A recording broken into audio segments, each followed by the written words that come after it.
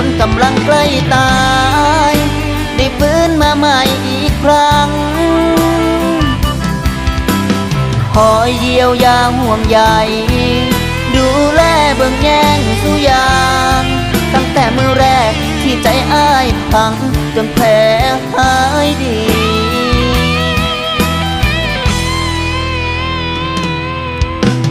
ขอบใจเด้อขอบใจเจ้าหลายหลายที่ซอยอ้ายไว้เฮ็ดให้มีชีวิตใหม่ในวันนี้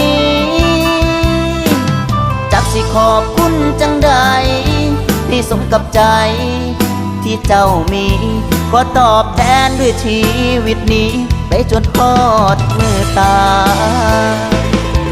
ขอตอบแทนด้วยชีวิตนี้ไปจนทอดมือตา